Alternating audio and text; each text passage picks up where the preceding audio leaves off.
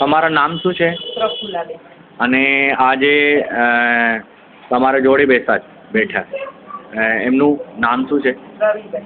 અને એમનું ઓપરેશન સુરેશ બાગિયાને કર્યું. હા. તો ઓપરેશન પહેલા અને પછી તમે કેવું લાગે છે? ઓપરેશન પહેલા એમને બહુ જ તકલીફ પડતી હતી. શ્વાસ લેવામાં બહુ તકલીફ પડતી હતી. ખાવા પીવાનું પછી એમ બહુ દિવસ રાત આવતી હતી. ઓપરેશન પછી એમનો કંઈ જ પ્રોબ્લેમ નથી એમ. બરોબર છે. અને તમે એ ઓપરેશન પછી એમનું વજન પહેલા કેટલું હતું અને અત્યારે કેટલું થયું છે? અત્યારે 63 કિલો એમનું વજન છે.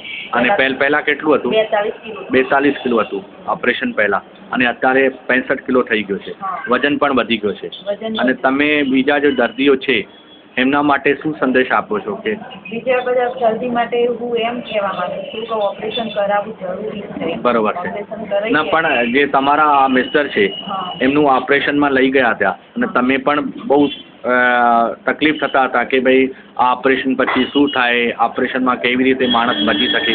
અત્યારે તમે કેવું લાગે છે ઓપરેશન પછી? કે બહુ જ સરસ, એમને કોઈ તકલીફ નથી. બરોબર. બહુ જ સરસ લાગે છે. ઓપરેશન પહેલા અમને ચાય કહીશું કે આમનું સત્તાનું 98% આવી જશે. ઓપરેશન સક્સેસ જાય એવું નથી. બરોબર. પણ ભગવાન અને ડૉક્ટર એટલા બહુ સરસ હતા ને એમનું ઓપરેશન સક્સેસ થયું. અમે તો આશાએ મૂકી દીધી હતી કે આ બચવાના નથી. કેમ કે એમને બહુ જ એમ સિરિયસ કેસ થઈ ગયું હતું. બરોબર. તે છતાંય પણ ભાગ્ય સાહેબ એમને બચાવી દીધા એમ. બરોબર છે. અને જે ડૉક્ટર તમારી રીતે અત્યારે પણ તમારા 1 મહિનામાં, 2 મહિનામાં, 3 મહિનામાં કોઠા આવી જાય અને તમારા ચેકઅપ કરે છે, બરોબર ને? અત્યારે તમારા સાથે કેવી રીતે વ્યવહાર કરે છે? કેવું લાગે છે એમનું?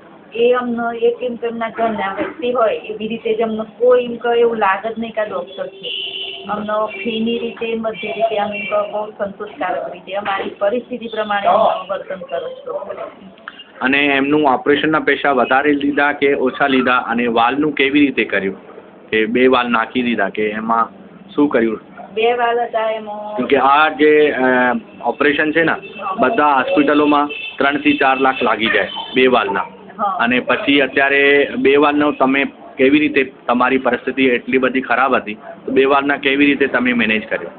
અમને એમને છે ને 2 વાલનો ખર્ચો અમારે 4 લાખ થાય, પણ એમને ચોથા ભાગમાં અમને પતાવી આપ્યો. અને કેટલા પૈસા લીધા? બધું 1,10,000 થઈ ગયું. અને એક વાલ ફ્રી આપ્યો એટલો. એક વાલ ફ્રી આપી દીધો અને એક વાલનું પૈસા લીધા? હા, એક વાલના પૈસા લીધા. બરોબર છે. અને મારા મહિના પહેલા ટ્રેન એપોલોમાં 2 લાખ રૂપિયા થયા એક વાલના. ત્યારે અમને 2 વાલી 1,10,000 પતી ગયા. ઓપરેશન કયા હોસ્પિટલમાં? એપોલોમાં કરાય છે. તમારા મામાના છોકરા? આમના મામાના છોકરા. અને એક વાલનું 2,10,000? 2 લાખ પૂરા થયા. બરોબર છે. અને એમના 1,10,000માં 2 વાલ નાખી દીધા? કમ્પ્લીટ બધો ટોટલી ખર્ચો એમ આવી ગયો.